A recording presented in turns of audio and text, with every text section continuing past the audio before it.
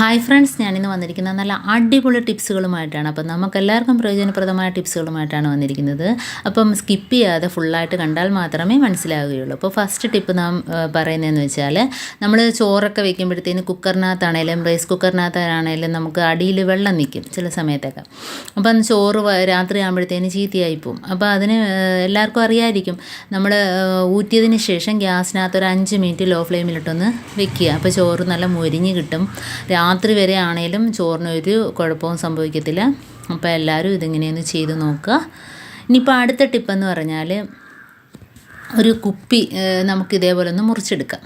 അപ്പം ഞാൻ അതിൻ്റെ ഒരു 1/4 ഭാഗം വരെ വെച്ചാണ് മുറിച്ചെടുക്കുന്നത്. ഇനിയിപ്പം നമുക്ക് ഇതിനകത്തോട്ട് നമ്മൾ വീട്ടിൽ തന്നെ ഞാൻ ചെത്തിയെടുത്ത ഈർക്കിലയാണ്. അപ്പോൾ അത് നമുക്ക് പിടിച്ച് തൂക്കാനൊക്കെ നല്ല ഈസി ആയിരിക്കും. ഇതേപോലെ കുപ്പിക്കകത്തോട്ട് കയറ്റി കൊടുക്കുക. കണ്ടോ? എന്നിട്ട് നമുക്ക് ഗ്യാസ് അടുപ്പിനകത്ത് കാണിച്ച് ഒന്ന് ചെറുതായിട്ടൊന്നൊരു ചൂട് കൊടുക്കുമ്പോഴത്തേന് നല്ല ബലത്തിരുന്നോളും. കുപ്പി ഈർക്കിലി ഒന്നും ഇളകി പോകത്തില്ല. അപ്പോൾ നമുക്ക് പിടിച്ച് തൂക്കാനൊക്കെ നല്ല സുഖമാണ്. എത്ര തൂത്താലും നമുക്ക് ഒരു കൈവേദന ഒന്നും തന്നെ വരത്തില്ല. അപ്പോൾ ഇതേപോലെ ഒന്ന് ഗ്യാസ് അടുപ്പിൽ കാണിച്ചാൽ മതി. അപ്പോൾ അത് ശരിയായി ഇരിക്കും. നല്ലതാണ്ട് ഈർക്കിലിയൊക്കെ നല്ല സ്ട്രോങ് ആയിട്ട് തന്നെ അതിനകത്ത് ഇരിക്കുകയാണ്. ഒന്നും ഇളകി വരത്തില്ല. കണ്ടോ? അപ്പോൾ ഇതേപോലെ ഒന്ന് ചെയ്ത് നോക്കുക. കണ്ടോ? നല്ല ഇതായിട്ടിരിക്കുകയാണ്. അപ്പം നമുക്ക് തൂക്കുന്നതിനൊന്നും ഒരു ബുദ്ധിമുട്ടും ഇല്ല. മറ്റേത് നമുക്ക് പിടിക്കാനൊക്കെ ഭയങ്കര പാടായിരിക്കും. കാരണം ചൂല് പിടിക്കുമ്പം തന്നെ കൈ വേദന എടുക്കും. ഇത് വേദനയൊന്നും എടുക്കത്തില്ല. നമുക്ക് ഈസി ആയിട്ട് പെട്ടെന്ന് തൂത്തെടുക്കുകയും ചെയ്യാം. അപ്പോൾ ഇനിയിപ്പോൾ അടുത്ത ടിപ്പെന്ന് പറഞ്ഞാൽ, നമ്മൾ ഈ ചെറിയ കത്രിക, അതേപോലെ തന്നെ മീൻ കണ്ടിക്കുന്ന കത്രികയൊക്കെ മൂർച്ച കൂട്ടണമെങ്കിൽ ഇതേപോലെ നമ്മൾ ഗുളിക തീർന്ന സ്ട്രിപ്പുണ്ടല്ലോ, അതിനകത്ത് ഇതേപോലെ ഒന്ന് കത്രിക വെച്ച് ഒന്ന് മുറിച്ച് നോക്കിയാൽ മതി. അപ്പം മൂർച്ച കൂടുകയും ചെയ്യും. അതേപോലെ തന്നെ നമ്മൾ മീൻ കണ്ടിക്കുന്ന കത്രിക, അതേപോലെ ഏത് കത്രികയാണെങ്കിലും നമുക്ക് ഇതേപോലെ ഒന്ന് മുറിച്ചാൽ മതി. നല്ല മൂർച്ച കൂടും. ഇപ്പോൾ അടുത്ത ടിപ്പെന്ന് പറഞ്ഞാൽ, കുപ്പി മുറിക്കുമ്പോഴത്തേന് ഇതേപോലെ ഒരു മൂല ഭാഗം വെച്ച് മുറിച്ചാൽ മതി. ഇപ്പം ഞാനിത് മീൻ കണ്ടിക്കുന്ന കത്രിക വെച്ചാണ് മുറിക്കുന്നത്. അപ്പോൾ നമുക്ക് ഏത് അളവിൽ വേണേലും ഇതേപോലെ മുറിച്ചെടുക്കാൻ പറ്റും. കണ്ടോ? അപ്പോൾ എൻ്റെ ഈ ചാനൽ സബ്സ്ക്രൈബ് ചെയ്യാതെ കാണുന്ന കൂട്ടുകാരുണ്ടെങ്കിൽ പ്ലീസ് ഒന്ന് സബ്സ്ക്രൈബ് ചെയ്ത് സപ്പോർട്ട് ചെയ്യാൻ മറക്കരുത്. അതേപോലെ തന്നെ ഇനി നമുക്ക് ഇതിനകത്ത് ഓരോ ഹോളിട്ട് കൊടുക്കുക. അപ്പോഴത്തേന് പപ്പടക്കമ്പി ചൂടാക്കിയിട്ട് ഇതിനകത്ത് ഓരോ ഹോളിട്ട് കൊടുക്കുകയാണ്. അപ്പോൾ നമ്മൾ ഇതിനകത്ത് ചെയ്യാൻ പോകുന്നതെന്ന് വെച്ചാൽ, മുട്ടയാണ്. അപ്പോൾ മുട്ട നമുക്ക് പുറത്തൊക്കെ ഫ്രിഡ്ജിനകത്ത് സ്ഥലമില്ല, കുറച്ച് മുട്ടയൊക്കെ പുറത്ത് വെക്കണമെങ്കിൽ ഇതേപോലെ നമുക്ക് ഈ കുപ്പിക്കകത്താക്കി വെക്കുകയും ചെയ്യാം. ചീത്തയാകത്തില്ല, എത്ര നാൾ വേണേലും ഇരുന്നോളും. അതുകൊണ്ട് നമുക്ക് ഈ ഹോൾ ഇട്ട് കൊടുക്കുന്നതെന്ന് പറഞ്ഞാൽ എയർ സർക്കുലേഷൻ നടക്കുകയും ചെയ്യും. അപ്പോൾ പിന്നെ മുട്ട കേടാകാതെ തന്നെ ഇതിനകത്ത് ഇരുന്നോളും.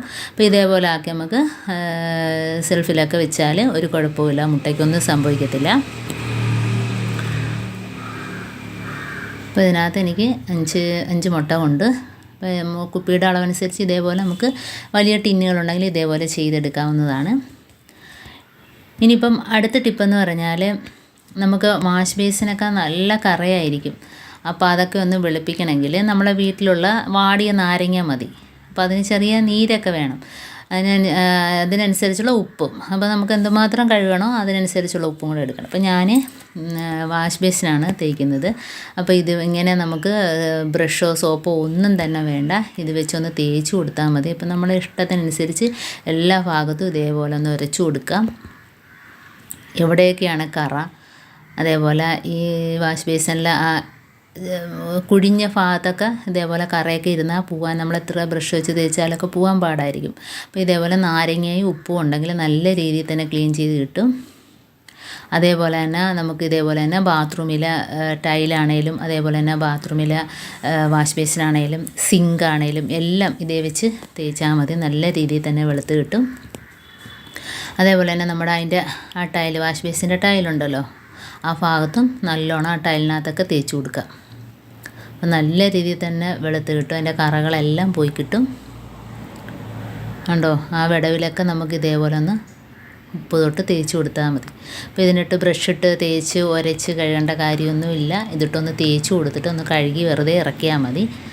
അപ്പം വളരെ ഈസി ആയിട്ട് നമുക്ക് കഴുകി ഇറക്കുകയും ചെയ്യാം.